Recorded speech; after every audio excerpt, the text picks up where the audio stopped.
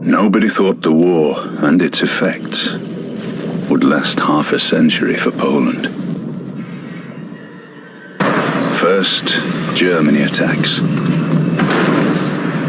Then Soviet Russia. We don't give up, despite being left on our own. We create an underground state, complete with a government, an army, schools, and courts.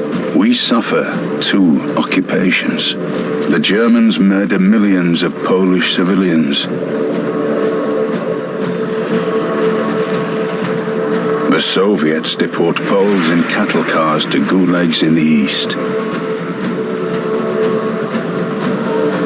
They shoot over 20,000 officers during the Katyn massacre, and hundreds of thousands of Poles are forced into slave labor in the inhuman lands of the Soviet Union. Our army is reborn, moving west, where our soldiers are already fighting alongside the Allies. We conquer Monte Cassino. Our fighters wreak havoc and fear by air, too.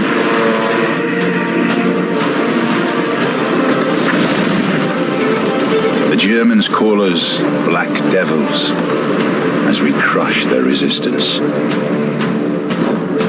Paratroopers make their way to occupied Poland to support the underground state, while our counterintelligence acquires secret plans of the enemy.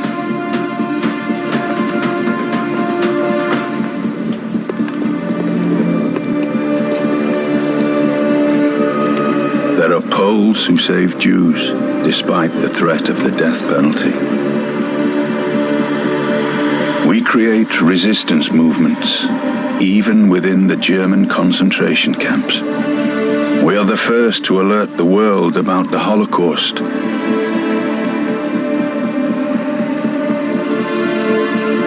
Though politics appear to be more important than human lives,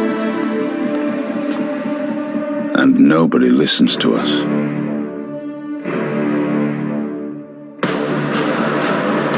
Polish Jews fight the Germans in the Warsaw Ghetto without even a chance for success. Our nation comes up from the underground and fights in the Warsaw Uprising.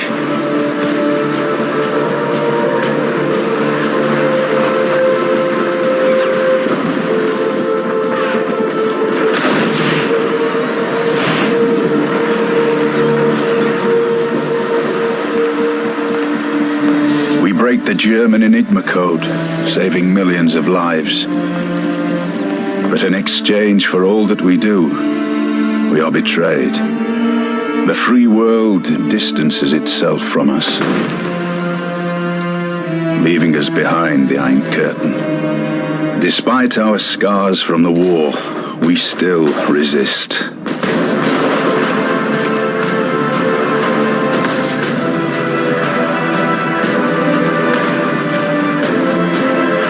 Hope gives us strength. Workers' strikes spread throughout Poland. The communists lose. The Iron Curtain falls. The war is over. We prevail.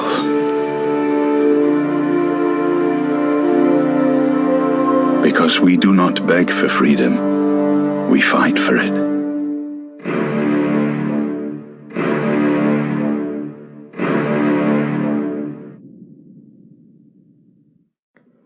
Então é isso, né? Nós não imploramos pela liberdade, nós lutamos por ela. Não existe outra maneira. Só que como é que se luta pela liberdade? Você acredita num pedaço de papel escrito que você tem liberdade? Não. Na Polônia, um grande homem lutou por ela. Karol Wojtyła, Papa João Paulo II. Ele, como Papa, fez a sua primeira homilia, sua primeira missa ainda na Polônia comunista e pronunciou uma palavra proibida. Solidarność. Solidariedade. Ele pronunciou essa palavra várias vezes até que todo mundo que estivesse na missa falasse também Solidarność. O Partido Comunista polonês tinha permissão de mandar prender tanto o Papa quanto todas as pessoas que ali estavam. Só que ele é um chefe de Estado. Era um chefe de Estado. Ele fez a mesma coisa no México. No México era proibido usar a batina. As igrejas no México, elas pertencem até hoje ao governo mexicano, porque elas foram roubadas na Guerra Cristera. Um pouco antes de Plutarco Elias Calles já começou a fazer isso. Hoje, quem abre a catedral da cidade do México não é alguém que é funcionário da arquidiocese. É um membro do governo, até hoje. E era proibido usar batina, só que o chefe de Estado usou batina. Papa. E ele ainda pediu para que os padres também usassem. Aí ele visitou o México uma vez, o governo foi lá, não, nós pagamos a multa. Visitou o México pela segunda vez, nós vamos dar como indulto. Terceira vez, quarta vez, quinta vez. Ele visitou o México 6 vezes.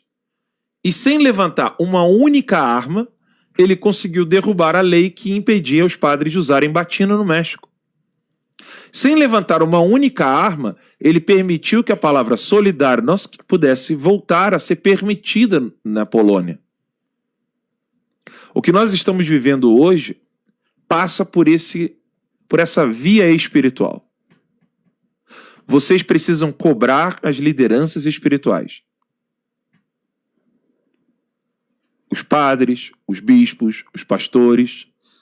Hoje eu vi um vídeo de um pastor cobrando a bancada evangélica, um pastor de Minas Gerais, falando da necessidade de lutarmos pela liberdade e por aquilo que acreditamos. Está evidente que a liberdade já está tolhida no Brasil. Não é que ela será tolhida. É que fica feio sair prendendo todo mundo, agora. Quando eu falo ficar feio, não é brincadeira não. É que realmente vai ficar um climazinho não tão agradável para aqueles que já estão prendendo pessoas por causa do cerceamento da liberdade.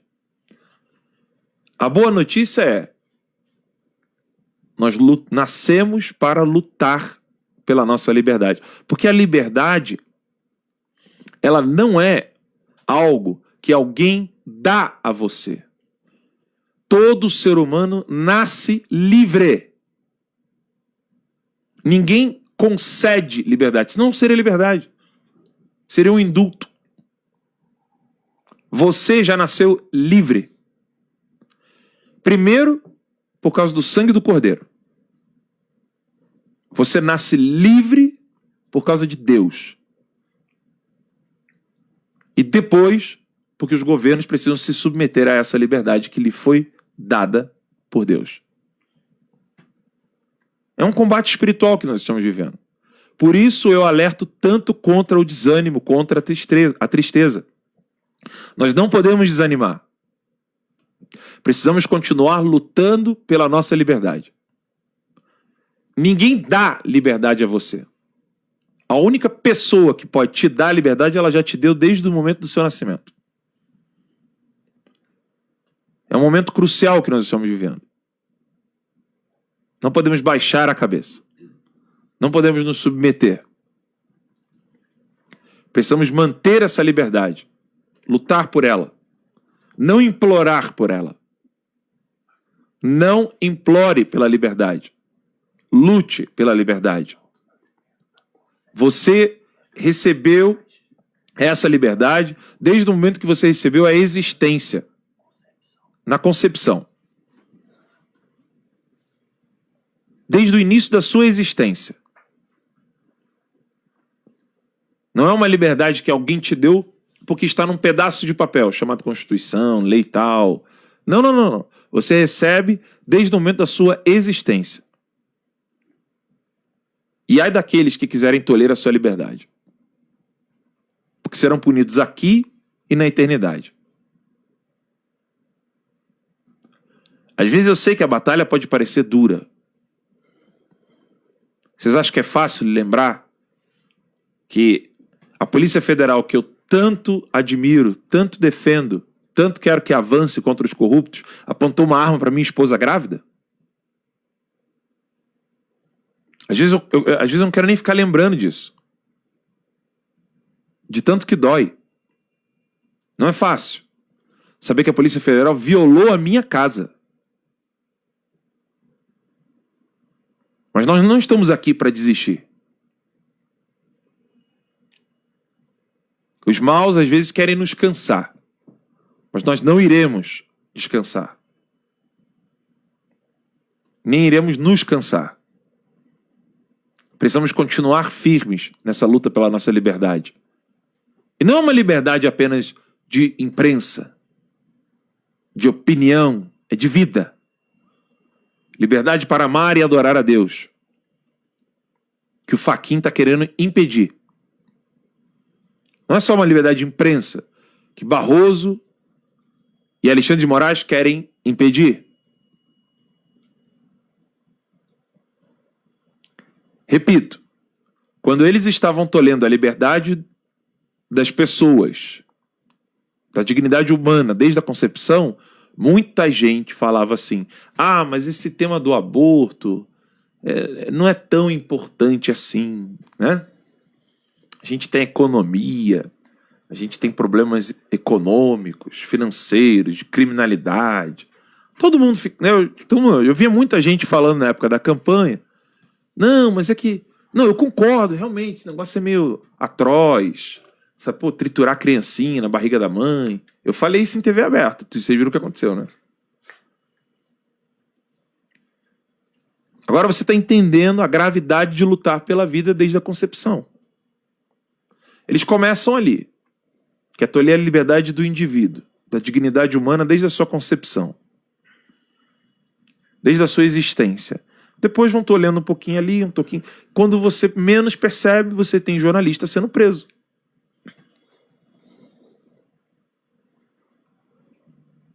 É óbvio que eles vão tentando consertar os erros. Primeiro era blogueiro.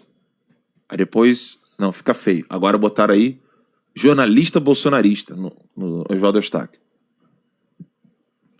Eles vão tentando consertar até que aquilo fique algo aprazível. Mais palatável. Mais palatável, que não fique tão agressivo.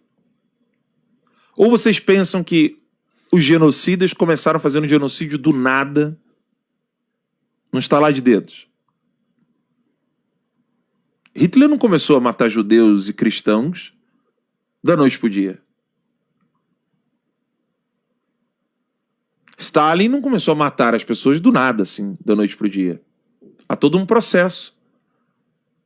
A Guerra Cristera no México começou com passeatas de mulheres católicas nas ruas pedindo liberdade religiosa. As passeatas podiam acontecer, depois não podiam mais. Como é que a história terminou ali? Enforcando um coroinha em cada poste no México. Sobretudo no estado de Jalisco. Depois usaram a igreja de Zapopan como estábulo para cavalos. Eles entravam na igreja a cavalo para mostrar superioridade. Matavam os padres celebrando a missa. Vocês acham mesmo que eles vão parar ali só prendendo jornalista? Não, eles não vão. Agora fica dormindo. Não avisa o seu amigo, não. Não compartilhe o vídeo para você ver. Para orientar cada vez mais pessoas. Alertar cada vez mais pessoas. Eles começam proibindo aqui, proibindo ali, prendendo aqui, prendendo ali. Depois eles terminam matando. Não é brincadeira. Ou nós acordamos, sempre naquela via que eu falei, espiritual, pedindo a Deus luz e sabedoria e força, sobretudo, a força que vem do alto, do Paráclito, do Consolador, ou nós não teremos como lutar essa batalha. Essa batalha não é uma batalha que se luta com estratégia, com tecnocracia, com decoteles. É uma batalha que se luta com pessoas com o coração fincado em Deus. A nomeação do Decotelli, vocês acham que é dica de algum conservador? Brasil? Ala ideológica, né? Não é. É a tecnocracia, que acha que pode vencer essa batalha com conversinha, bate-papo. A gente tem que amenizar um pouco. Estão prendendo jornalistas. Estão promovendo o assassinato de anencéfalos. Ah, não, vamos dialogar. Vamos dialogar.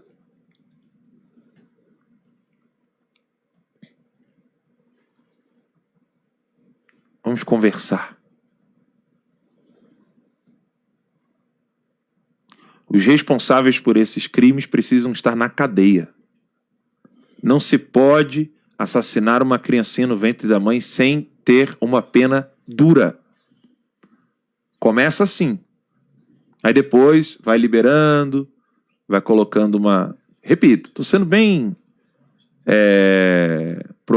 prolixo aqui, mas é necessário. Eu quero explicar. Eu quero que isso fique bem claro para você. Eles começam com aborto. Que nem aborto é, né? A palavra aborto não é isso. Começam assassinando as criancinhas. Depois calando os pastores e padres. Depois prendendo pastores e padres. Depois proibindo a religião. E depois matando. É hora de acordar. Exatamente. E ainda, né, pra gente ver o nível da perseguição que a coisa se encontra hoje, temos aqui uma notícia que saiu hoje de manhã também. Após suspensão do PSL, os deputados estaduais Gil Diniz e Douglas Garcia são afastados de atividades na Lesp. Vou sair agora há pouco. O presidente da Assembleia Legislativa de São Paulo, Cauê Macris, do PSDB, mesmo partido do Dória, né? Porque a gente sempre fica se perguntando, poxa, o Dória faz tanta besteira, o povo inteiro está contra ele, né? Tantos erros foram cometidos, superfaturamento, tantas denúncias, e não há nenhum pedido de impeachment colocado em pauta. A explicação está aqui. Está todo mundo junto. E quem faz oposição, suspenso de partido e afastado de atividade na Lesp. Assinou nesta terça-feira